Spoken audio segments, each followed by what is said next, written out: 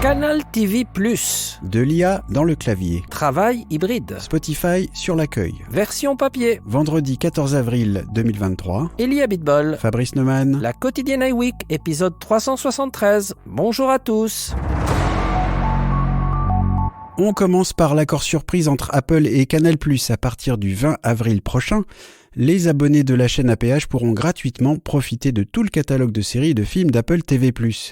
Une économie de 7 € par mois pour ceux qui seraient déjà abonnés, mais aussi, et peut-être surtout, un vrai gain de visibilité pour Apple dont le service de streaming manque encore un peu de reconnaissance. C'est pas ton avis, Elie ? Absolument, bon, en particulier en France, aux États-Unis ils sont un peu plus connus, mais l'accord est un accord incroyable parce que d'abord, c'est gratuit pour les abonnés à Canal+. Et il y a eu une explosion de messages sur Twitter, sur le thread, avec des gens qui demandent « Oui, mais si j'ai l'abonnement Canal Série, est-ce que ça marche ?» Non, il faut être abonné à Canal+, c'est-à-dire le premier pack qui donne accès aux chaînes premium, qui est déjà le plus cher, et après le Canal+ série et autres, sport et tout ça, c'est pour les fans. Bein étant plus, enfin bref, on ne veut pas vous refaire Canal+, mais en tout cas, pour ceux qui sont abonnés à Canal+, c'est gratuit. Et la deuxième série de questions, et qui est très importante, où il y a eu pour l'instant une réponse partielle, parce qu'il y a des gens qui ont dit « Oui, mais est-ce que je pourrais l'utiliser avec l'application Apple TV+, sur mon Apple TV ?» Ce à quoi Canal a répondu, c'était la première réponse, oui, si vous vous abonnez pour 6,99 € par mois. C'est du style, vous pouvez l'utiliser sur un iPhone ou un iPad avec MyCanal, ça sera intégré dans MyCanal. Si vous voulez utiliser l'application d'Apple, vous prenez l'abonnement chez Apple, mais ce n'est pas gratuit. Et c'est un tout petit peu dommage parce que quand ils ont fait l'accord avec Disney+, ça marche évidemment dans Canal et dans MyCanal, mais ça marche avec l'application Disney+, avec les identifiants de Canal. Donc, peut-être que s'il y a suffisamment de demandes, ils feront une exception. Parce qu'évidemment, pourquoi est-ce que les abonnés demandent ça ? C'est parce que sur l'application Apple TV+, toutes les séries et films sont en Dolby Vision, Dolby Atmos. Sur Canal, c'est pas du tout sûr, parce que ce n'est pas le principe de diffusion. Donc, c'est à voir. Microsoft continue son forcing dans le domaine de l'intelligence artificielle. Après avoir intégré ChatGPT dans son moteur de recherche Bing, après avoir présenté son outil Copilot qui donnera bientôt d'incroyables nouvelles capacités de création et d'automatisation à sa suite bureautique Office, c'est au tour du clavier alternatif SwiftKey, que l'on peut donc installer sur son iPhone, de recevoir sa dose d'IA. Une fois SwiftKey activé, on peut en effet y effectuer une recherche en mode conversationnel pour, par exemple, coller ensuite la réponse dans un mail ou un SMS directement. Alors moi j'ai même réinstallé l'application rien que pour ça, j'avais un peu oublié, j'étais fan de SwiftKey, puis il y a quelques mois Microsoft avait dit on abandonne SwiftKey pour iOS. Ça avait un petit peu réveillé dans les chaumières et donc il s'était plaint, et du coup Microsoft avait fait une petite machine arrière en disant on va revoir la question, et voilà que maintenant SwiftKey est bien présent dans l'App Store avec donc une nouvelle fonction d'IA dedans. Tu vas utiliser ça, Elie ? Je pense par curiosité, parce qu'en fait, je t'avoue que je n'utilisais pas SwiftKey et je me suis dit, mais comment est-ce que ça marche ? Donc, tu affiches un clavier et tu peux poser directement des questions dans SwiftKey qui vont interroger ChatGPT et récupérer une réponse, c'est ça ? C'est ça, en fait, c'est un clavier alternatif, donc tu peux remplacer le clavier par défaut de l'iPhone. Il y en a plein, des claviers comme ça. SwiftKey était vraiment très bien. Moi, j'aimais bien avant que ce soit racheté par Microsoft. J'aimais bien encore après. Mais quand Microsoft avait dit qu'il l'abandonnait, du coup, je l'avais enlevé. Puis ça m'avait échappé qu'en fait, ils allaient le garder dans l'App Store. Et donc, je l'ai réinstallé. Et ça a quelques avantages. C'est plutôt pas mal comme clavier. Donc... Et voilà, et donc il y a maintenant un petit bouton Bing et on peut lancer une recherche classique ou lancer une conversation dans une petite fenêtre qui glisse depuis le côté droit, et c'est assez pratique, je pense que je vais utiliser. Écoute, je vais l'installer dès la fin de l'enregistrement pour ne pas couper l'émission. Selon le site Business Insider, Apple a envoyé mercredi à tous ses salariés travaillant dans les bureaux, ce qui exclut donc les équipes des Apple Store, un questionnaire sur le thème du travail hybride, c'est-à-dire en partie en présentiel et l'autre en télétravail. On s'était déjà fait l'écho dans la quotidienne de la volonté fortement affichée par Apple de voir ses équipes revenir au bureau au moins 3 jours par semaine, sauf que cela ne convient pas à tout le monde. Alors est-ce que, Ellie, tu penses que ce questionnaire est un signe de détente ou le contraire ? Un peu des deux, c'est-à-dire qu'Apple est à un moment donné, là ils sont en plein combat pour la syndicalisation, d'abord dans les boutiques, mais ça pourrait s'étendre au siège, aussi, si on les pousse. Donc ils sont obligés de lâcher un peu de lest. Et évidemment, pas dans les boutiques, puisque dans les boutiques, ils ont besoin d'absolument tout le monde. On ne peut pas travailler 3 jours lorsqu'on reçoit du public.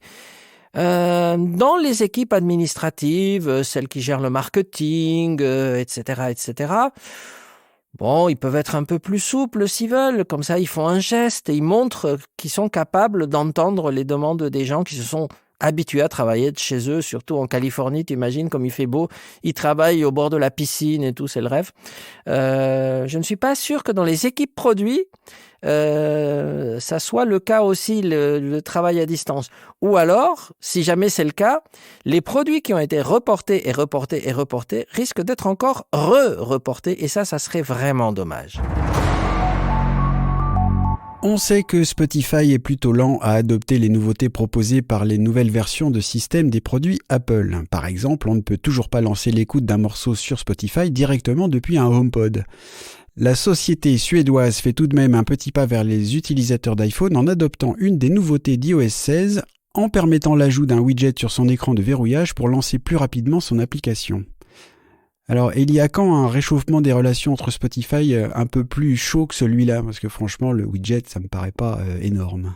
Non, et à mon avis, c'est pas dans l'air du temps. Donc, j'allais te sortir une phrase du style When hell freezes over ou un truc comme ça, parce qu'il y a une énorme guéguerre. Le problème, c'est que ils sont extrêmement concurrents dans tout ce qui est musique streamée et qu'en plus, Daniel Ek n'a pas arrêté de critiquer Apple. Et je crois même qu'ils ont tenté un procès, si je me rappelle bien. On va rappeler que Daniel Ek, c'est le patron de Spotify. Absolument, pour ceux qui n'ont pas vu la série sur Netflix.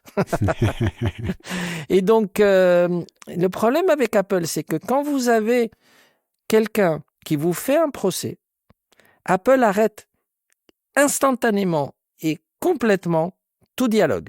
Vraiment, c'est la ligne rouge à ne jamais traverser avec Apple. On peut dire ce qu'on veut, on peut les menacer, mais jamais aller en justice contre eux. C'est vraiment à pas faire. Donc, je dis ça, expérience de confrères qui ont tenté la chose en France et qui ont disparu malheureusement. Non, à mon avis, non. Et par contre, oui, cette histoire de widget, c'est pas énorme. Le pire, c'est que j'ai essayé de l'installer, mais j'ai mis à jour Spotify, mais mon widget n'était pas arrivé. Je pense qu'il le déploie au fur et à mesure dans les pays, parce que dès que j'ai eu la news, comme j'utilise Spotify, j'ai rafraîchi, je suis allé dans l'App Store, j'ai vu qu'il y avait une nouvelle version, je me dis chic, c'est la même dont il parle, mais j'ai pas trouvé le widget. Donc pour l'instant, je ne peux pas vous dire si c'est bien ou pas, mais on en parlera dès que ça sera installé. Et puis Ellie, tu nous l'as présenté comme coup de cœur dans l'épisode 132 d'iWeek LSA, disponible pour tous. Le livre Make Something Wonderful, créé par et pour le site Steve Jobs Archive. Cette collection de textes et photos de Steve Jobs est présentée par son épouse Lauren Powell Jobs, est disponible gratuitement en ligne, à lire directement sur le site web, mais aussi téléchargeable au format EPUB, pour lire par exemple avec l'application Livre sur son iPad. Et voilà qu'on trouve maintenant le livre en vente sur eBay au format papier à des prix pouvant atteindre plus de 1 000 $, ce qui ne respecte pas en plus l'interdiction formelle de toute distribution en dehors du site web, sans parler d'une distribution payante. On voit que les profiteurs n'ont pas perdu de temps. Hélas, oui, c'est dingue qu'on en arrive à ces extrêmes. Parce que pourtant, le livre est magnifique. Il est extrêmement intéressant. Je découvre des anecdotes, moi qui connais bien la vie de Steve. Je pense que j'ai un rayon entier de ma bibliothèque consacré aux biographies officielles ou officieuses de Steve Jobs, mais vraiment un rayon. Donc, et je découvre plein de choses, plein d'anecdotes, plein de photos que je ne connaissais pas. Évidemment, là, c'est écrit par des gens qui sont très très proches, et en plus il y a Lauren Powell qui corrige et précise tout ça. Donc, c'est suprêmement intéressant. Et donc, que des gens essayent de faire de l'argent sur quelque chose qui est gratuit, exprès pour que tout le monde puisse le lire. Je comprends pas qui paierait $1000 pour avoir une version papier. Ceux qui veulent lire sur du papier, à la limite, peuvent imprimer sur leur imprimante préférée ce livre qu'ils ont téléchargé gratuitement et ils peuvent le lire gratuitement en ayant dépensé peut-être un tout petit peu d'encre et quelques feuilles de papier, mais payer $1000 parce que peut-être ils ont fait une édition de luxe, glacée, etc. Mais quand même, pourquoi est-ce qu'ils gagnent de l'argent sur quelque chose qu'ils n'ont pas écrit et en plus sur lequel ils n'ont aucun droit? Je trouve ça lamentable. En attendant la photo de ton rayonnage spécial Steve Jobs, la quotidienne iWeek. Reviens lundi, bon week-end à tous. Bon week-end à tous.